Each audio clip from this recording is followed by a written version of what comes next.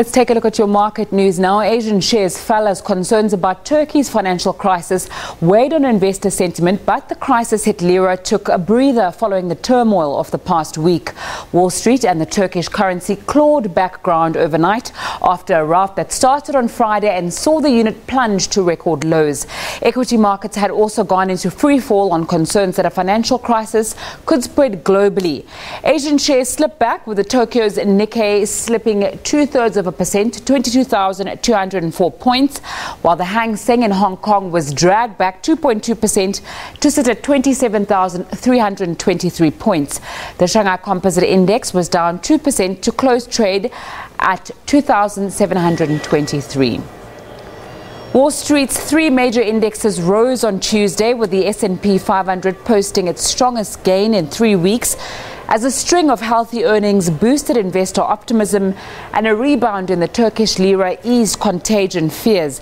The S&P and the Dow Jones Industrial Average ended a 4-day losing streak, with broad-based gains across industry groups. The Dow Jones Industrial Average picked up 0.45% to 25,299 points. The S&P 500 gained 2/3% to close at 2,839, and the Nasdaq Composite Index added a similar margin, closing the day at 7,817. For more on the markets, we cross to Arabile Gumede at the Johannesburg Stock Exchange. Arabile, lots of red in the board behind you. What's happening? Yeah, certainly a red day across the market this afternoon in Zinga. Naspers being the key element with regards to it, of course, making up a large proportion of South Africa's market, over 20% of it. And it seems that one of its big investments, Tencent, seeing a drop in its earnings, rather an increase in its earnings, but not an increase that is good enough for the market. So that is really what the picture looks like there. So as much as 10% lost on Naspers a little bit earlier on. But we'll unpack a whole lot of that in a moment or two. For now, let's take a look at the rest of the European and local market.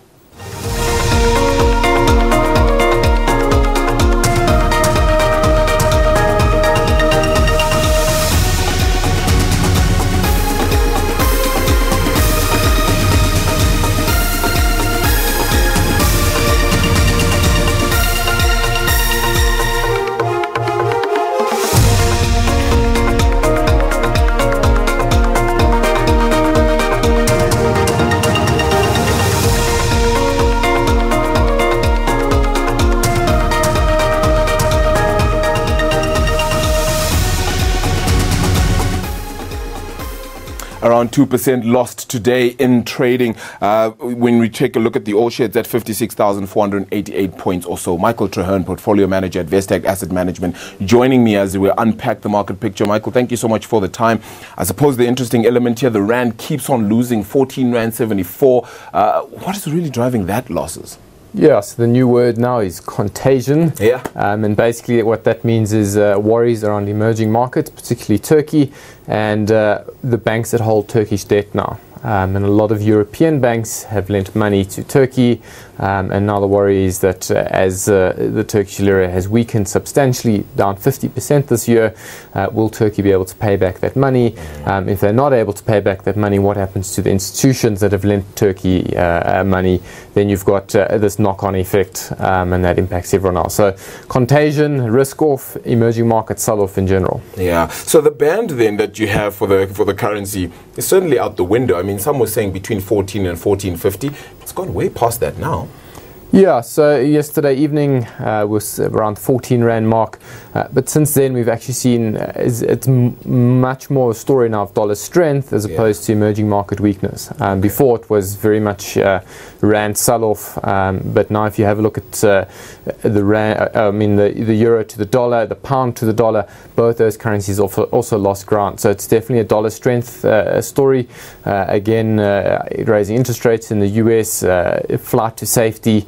And almost the US dollar, thanks to increased interest rates, is seen as a safe haven as compared to gold. And yesterday, we even saw gold dropping even though uncertainty was up. So gold's losing its bit of its shine as a safe haven asset, being replaced by the dollar, and that's mostly what we're seeing today. Yeah, price of gold at $1,184 odd, a fine ounce there. It's 0.8% lower. If you take a look at gold in itself, then it takes you right back into the likes of Goldfields, Bank of America, Merrill Lynch saying heads should roll when it comes to this as well. Having spoken to Goldfields a little bit earlier today as well, it seems that there won't be any changes. Nobody will take accord for the fact that, you know, South Deep Mine hasn't done anything really in the last 8 years or so. Yeah, it's been really tough. It's a very deep mine. They're trying to mechanize it because of how deep it is. You can't mine in a labor-intensive manner down there. And they're trying to change it. Company coming out and saying technology systems aren't quite in place, but they've been saying that for a couple of years now. At some point, I agree with the sentiments that someone is to fall on their sword and say, look, we've tried, but we've spent 32 billion rands worth of shareholder money, got nothing to show with it. The reason they keep going after South Deep is it's the second biggest mine in terms of reserves globally. So there's lots of gold down there, but it's very deep, very hard to get to. Yeah. And if you can get your systems right and get your costs down, it will be very profitable for shareholders going forward. Yeah. But when is that? That's the question. Primary reason for the oil share going down today is certainly Naspers, of course, and that is related to Tencent. Let's talk about exactly what has happened there. Still a drop in revenue, rather an increase in revenue of around 30%, but still not good enough for investors. Yeah, so it's lots of moving parts. Tencent has got two major assets, basically. It's their WeChat app, which has about 1 billion users roughly, and then they've got their very strong gaming division. They tie in together quite well. On the gaming front, the Chinese authorities have not granted new gaming license since March. Sure. And if you're an entertainment company, people get bored quite quickly, and you need to come quite regularly with new releases. And if they're not able to do these new releases, then you're not seeing the growth, you're not seeing the same user engagement, and their forward guidance was a bit weaker than people were expecting. Miss also on the bottom line, so their profits were down 2% year on year, depending on how you measure their once-offs, and that headline number is what stuck in people's mind. Naspers dropped 10% straight off the bat when Tencent numbers came out at 12 o'clock today. I see it's recovered a bit, and I think as people process it overnight, particularly we need to see what happens in Asia tomorrow, how Naspers will go. But still, the company's massive, growing its monthly active users, so that's good to see. Like you said earlier, revenues up 30%, so still heading in the right direction. Just a shock to the market now needing to re-gauge, re-establish where it's at. Do you think the market needs to sort of get used to this sort of sentiment, that it's not always going to be hunky-dory, and perhaps they were a little naive to expect things to always for Tencent to always beat expectation? Yeah, it's human nature to think what happened last time is what is going to happen again, and particularly if you've been beating earnings for quite a few quarters in a row. We had that with Facebook. Facebook, just about every quarter they beat, and then in the most recent quarter they didn't beat, and there was almost shock and panic in the market. How can Facebook not beat? And that's the case. It's just investors get used to these higher numbers, and then sometimes take them for granted. Let's talk about some economic news as well out. We had retail sales data. Now, a lot of the data that comes out now will surely determine whether South Africa gets into a recession or not. We saw mining data come out with an expansion finally and out of a recession for the first time there, 2.8% gain. And then the retail sales numbers now 0.7% going up. Is there a sense that there is, a greener path out there when it comes to South Africa's economy? Are you seeing those green shoots? Yeah, it depends where you look and what numbers you're looking at. Is 0.7% growth? I know you're not setting any records with that, but at least it is slightly higher.